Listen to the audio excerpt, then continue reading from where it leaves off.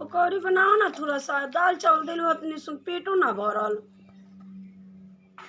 बे कैसन पेट भरा हो कि दाल इतनी बना दो, काहे नहीं कि बतवा सुनो तो उन्हें मुंह करके बैठल बारू। बना दो तनी, कितना टाइम लगी बना, इतनी से बना देबो तो का हो जाई। इतना दूर से आईनी हम छुछे दाल भात दे देलू आय खा लेनी। अब बिना हम ऐसे खानी दाल भात, तनी दूगो पकौड़ा बना दो, मन चटक हो जाई। हाँ तो बिना खबर ओबर देले आएम लोग तो छूछे ही नु भेटाई। अब बोल के आई थी तो हम सब सामान सब चीज बना के रखती, दाल भात तरकारी जूरी बचका पकौड़ा सब बना के रखती। अब हम थक गल बानी, अब हम ना अच्छा ठीक बा, अभी ना अब बाद में बना दे, अभी हमार मन नहीं के। बड़ा बेकोहल भी अपना घर में सोचनी है कि चलो भाई चल चली हमारा दीदी से तनी बात हो जाए, भेंट हो जाए, ले आओ तो लो चलो आ गई नहीं हो तो तनी बना दो। कैसन बारू सुनती है हमार बात तनी को आई एकरा के भेज न यार, जाओ आवे दो बबुआ के। नहीं कोनो हमार बात सुनत, दूगो पकौड़ी कह दिन बना के तो नहीं को बनावत, बबुआ के आवे दो कह तनी जाई कह दे। हमरा डर लगल बा का बबुआ बबुई से, हमरा डरा नहीं जाई कह दे, हमर मन होई तब हम बना दे। और नहीं के तनी को बबुआ के आवे दो, यहाँ तो बड़ी मार मरी हन समझ जा। ऐसे कैसे हमरा पे हाथ उठा दे, हम तुरंत ले चल जाम। नहीं है खाते रहे पकौड़ा झेलत रही और बबू। हाँ बबुआ आव हई देखो कहाँ बारो, इनका कहते पकौड़ा बना के बनाते नहीं की बतावा भाई। ठीक बा गई।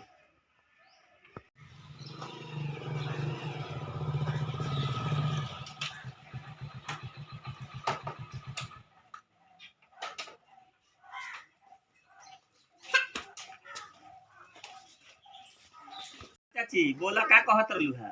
कहानी है कि पकौड़ा बनावे के। अच्छा अच्छा तो ना बनैली है, दाल भात देले रहली है तो खैनी है चूचे इतना दूर से आई कहनी के तनी पकौड़ा बना दो। ढेर अपना मन के एथी करेली, अपना मन वाला करेली, जब मन करी तो करी है, ना मन करी तो अब ऐसा ही करेली। हमनी के तना खड़ा झेलत आइन जा, अब का करू, एक दिन खाती आइल बड़ू तू झेल लो, ना तो जाता नहीं तो कहत हम ही बना देतनी।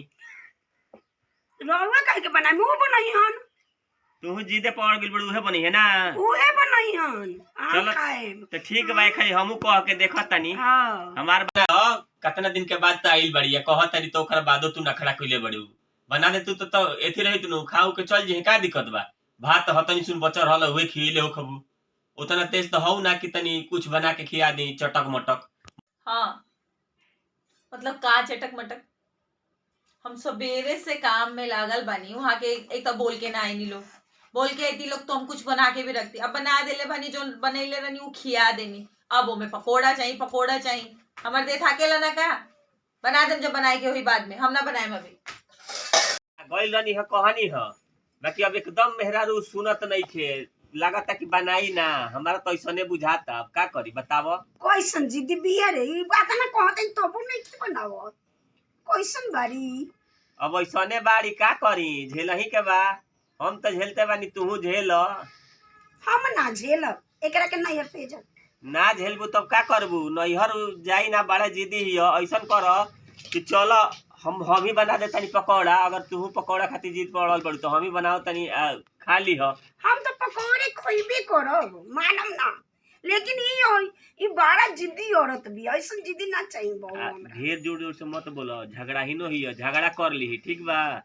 सुनलस कि झगड़ा कैलस तो ए हेले बढ़िया कि झगड़ा झंझट कैला ले बढ़िया बा कि अपन ही चल के बना लिया। तो हम हाथ बटा देम ना ना, हम बनाई कहे ना, बनैबे करी, झगड़ाई भी तो हम कौन बनी का काहे ना बनाई, पकौड़ा खाइए के जाए, एकरे हाथ के खा के जाए। अच्छा बड़ी जिद्दी वाली दादा ई जिद्दी भी तो हम नहीं की का, ई बनाईबे करे। अरे तो चलो ठीक बा, हम बना देता तू खा लो, का दिक्कत बा, छोड़ ना। हम बिना पकौड़ा खइले ही चल जाए जा लोग जा। हई देखो तुम दीदी हम पकौड़ा नहीं के बनावत, नहीं के बनावत तो हम जात नहीं जाई, हम ना रहब काहे कदू ना ना, हम ना बैठब, हम जात नहीं, हम काहे के रहे जाई। हौ कहत रह गई नहीं कि तनी बना बना ना बनस के रही चली चली चलल जाओ चलो चली चली अभी घर में रही के नहीं कि पकौड़ा बनाते नहीं कि चली उठी चलल जाओ।